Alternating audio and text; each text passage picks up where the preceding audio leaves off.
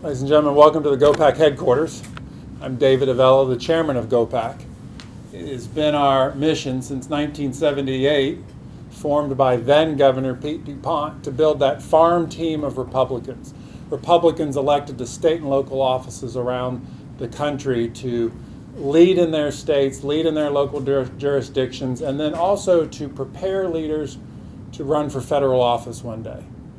If you think about the fact that Speaker Gingrich used GOPAC in the early 90s to bring about the Republican Revolution, that over 50% of the U.S. House and Senate all served in state and local office, it's been a vital mission for our Republican Party and important. Last cycle, we put $17 million into electing Republicans, both at the federal and the state level. And as we've thought about how we continue to have an impact and what at our core is making sure Americans have personal and economic security, because that's the basis of American success. Americans having personal and economic security. There was a big area missing, and that was making sure that we had prosecuting attorneys who were willing to enforce the law. And you've seen the progressives get way out in front of Republicans, or conservatives and Republicans, on electing prosecuting attorneys. They've spent over $30 million in the last few cycles to elect progressive district attorneys who have said they're not going to enforce the law. And there's nothing more threatening to economic security than having unsafe streets. If you can't go out to your local stores, if you can't go to your local shops, if you can't go to your restaurants, there's an economic impact to that. I was just in San Francisco earlier this week, and it was striking to me walking the streets of San Francisco. And shops had to have locks on their doors or doorbells on their doors that you had to let them know who you were before you could get into the shop, as they were worried about keeping crime rates low. That doesn't get into the homicides and the murders that are on the increase. The fact now that if you look at economic development as an issue, crime rates are now a factor in that. CNBC now counts crime rates as part of best places to have economic development. A governor recently said to me the number one issue in their state as it comes to creating jobs and bringing companies into their state, it's a local prosecuting attorney. And that those CEOs would say to the governor, what are you going to do to keep my employees safe? What are you going to do to keep my customers safe? And the more we've heard this and the more we've thought about how we continue to impact and have an impact, we thought we need to no longer allow progressive billionaires to elect prosecuting attorneys who don't want to enforce the law. And so GOPAC is instrumental in helping to launch the Protecting Americans Project. And as we thought about, and the general will be up in a second, we thought about who would be the best person to lead this, who has been in this battle with prosecuting attorneys and knows what it takes to win elections. Recent elections, Jason Miyares was an obvious choice. And we said, would you please be our honorary chairman of this new effort that we are helping to launch? And luckily he said yes. And today we launched Protecting Americans Project, and we're delighted that not only is Jason our honorary chairman, the executive director of GOPAC, Jessica Curtis, will be the president of the Protecting Americans, and we're fortunate to have two veterans in Scott Will and Seth Wimmer, who will be helping to guide the organization and lead the organization.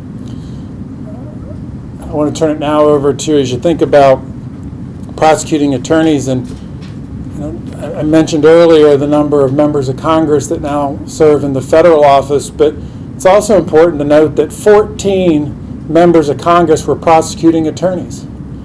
Our current vice president was a prosecuting attorney. So for us is that not only is prosecuting attorneys part of our mission for economic and personal security in America, it's also part of our mission for building that farm team and having our elected officials working closely together. And we're delighted today to have the Stafford County Sheriff David Decatur with us. And we asked him to come up and talk just about the importance of law enforcement working closely with our prosecuting attorneys to keep us safe. So, Sheriff. Thank you, sir.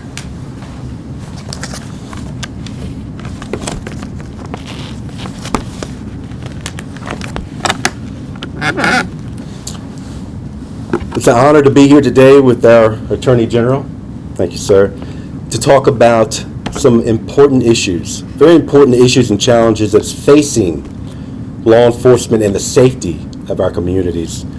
You know, one of the primary missions of government is to protect the citizens in our counties, in our cities, and in our country. And it's incumbent upon us, members of law enforcement and prosecutors, to work together to safeguard our communities with fair, balanced prosecution of felony and violent criminal offenses. This requires collaboration with law enforcement, with prosecutors, with local and state government, and also with our community. In my 35 plus years of being with Stafford County, the Sheriff's Office in Stafford County and the Stafford County Commonwealth Attorney's Office have shared a strong partnership and a commitment to serving and protecting our county. This history and culture of collaboration and communications, it's been an effective formula for us to keep our county safe. But unfortunately, across our country and places in the Commonwealth of Virginia, law enforcement and some of the Commonwealth attorneys don't share that same strong partnership. We owe it to our communities and to the victims of crimes to appropriately and fairly prosecute criminals. We must preserve the dignity and the best interest of victims by holding violent criminals accountable. If we don't, the health and safety of our communities will suffer. Going easier on violent criminals will have a negative impact on the quality of life of our citizens. If we don't prosecute crime, criminals will take advantage of that opportunity and innocent people will become victims. So really, it's about doing the right thing. It's about doing the right thing for the communities that we serve. It's about justice, and it's about protecting the innocent. So now I'd like to introduce to you, and it's my honor, to introduce the Chief Law Enforcement Officer, the #1 Chief Law Enforcement Officer in the Commonwealth of Virginia. In 2021, he was elected as the 48th Attorney General of Virginia. He's a former Virginia delegate, a prosecutor from Virginia Beach. He's the first elected Hispanic American official to hold state office across the state of Virginia. He's a strong leader. He's a strong supporter of law enforcement, but he cares deeply. He cares deeply about the victims of crime. Virginia Attorney General Jason Miyares. Thank you, sir. Sheriff. Thank you. Appreciate everybody taking the time to come out here today. I had a conversation with a shop owner back last year, and he'd seen his life savings, his retail shop, go up in smoke back in December 2020. And I asked him, what's it like for you as a small business owner as you try to rebuild? And he said, it is really easy to wash away graffiti. It is really hard to wash away fear. And that's what I saw this past campaign. That's what I saw talking to so many Virginians, is they were sensed of turning on the nightly news and something's off. And Virginia went from being one of the safest states in the union, and in our case, our murder rate's the highest it's been in over 2 decades. And what we saw was a very systematic plan the last couple years by far-left special interest groups to elect far-left liberal prosecutors all over the country. We've seen them in large urban areas, we've seen them in suburbia, we've seen them in exurbs. And the reality is these prosecutors claim that they're for social justice, but the reality is it's warped justice. It's not justice for the victims. Because I can tell you as a prosecutor, when you talk with the victim, somebody who's gone through the trauma of this, they have this overriding fear that they're going to be forgotten, that the system's going to forget them. And too many prosecutors have forgotten our victims. And too many of our fellow citizens are looking over their shoulder in fears. This idea that we have that we can be more lenient on violent criminals is somehow going to create a more just society, candidly, is naive, and it's counterintuitive. It's a warped sense of justice. Eliminating criminal justice is not criminal justice reform. I think that's critical. And we have seen decisions and actions all across this country that have had an impact. The Council on Criminal Justice found in 2021 murders increased in every major city in the United States. As I've noted, in Virginia, we've seen a violent crime rate, a murder rate that's the highest. We saw in Manhattan, in New York, with the election of Alvin Bragg, over $1 million of outside special interest money came in. He subsequently announced he wasn't going to be prosecuting entire categories of crime. 72 of the 77 police precincts have seen an increase in crime in Manhattan. You could see here in Northern Virginia, right outside, both here in Arlington and other major localities, these so-called far-left progressive prosecutors have had disastrous impacts on their communities. Fairfax County, since the Fairfax prosecutor got elected, Steve Toscano, murders increased by 50%. You have multiple cases that have made the headlines, and Virginia has made the headlines for all the wrong reasons. You had an individual that had repeatedly raped a 5-year-old child, that was eligible for a life sentence for this rape and this abuse that had occurred for close to a year. But in this case, this prosecutor thought a life sentence was too harsh. So over the objection of the family of the victim, dropped some of the charges and reached a plea deal in which this perpetrator, who had raped repeatedly a 5-year-old child and was eligible for a life sentence, is going to be eligible instead for parole in 10 years. And most recently, we have seen with a serial killer that was picked up. He was already out on probation for federal robbery charges, had 88 prior charges, got picked up for abduction, breaking and entering into the nighttime of a dwelling. Just on the breaking and entering charge, that is a range of 5 to 20 years. Class 3 felony in Virginia, 18.2-89. It was reduced to a misdemeanor. He got sentenced in March. He was out by June. And what happened after that? This was December of last year was when he was picked up. Sentenced in March, out by June.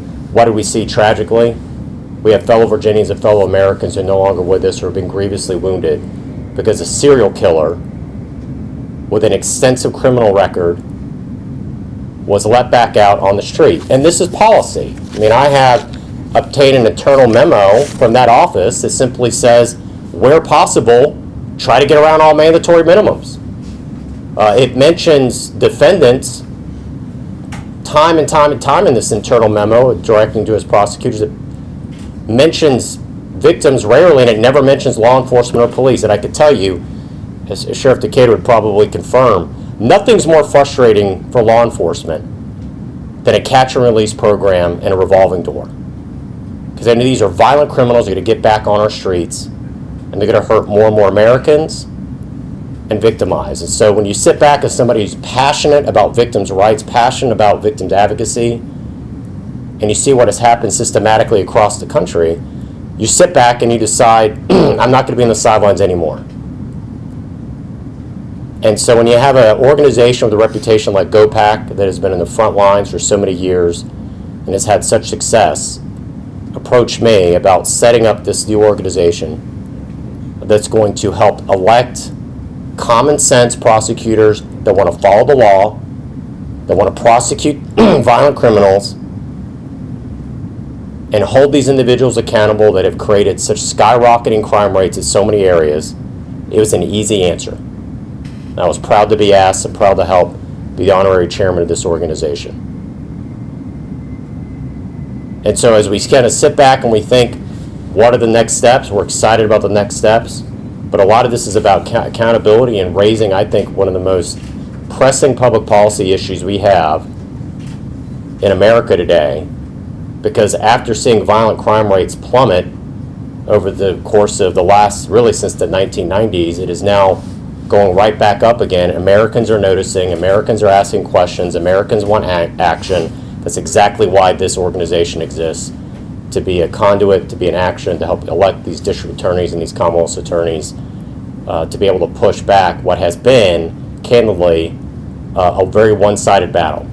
You'll have far-left special interest groups that come in, drop an enormous amount of money in these district attorneys and these Commonwealth attorneys races, where they just outspend 3, 4, 5 to 1 what people are doing, what the common sense prosecutors are trying to do, and they install these individuals. Many of them are even too extreme for their own party. They've actually defeated in primaries more mainstream Democrats. So they are the far left of the far left. We want to hold them accountable. We want to bring attention to it. I'm happy to be part of this.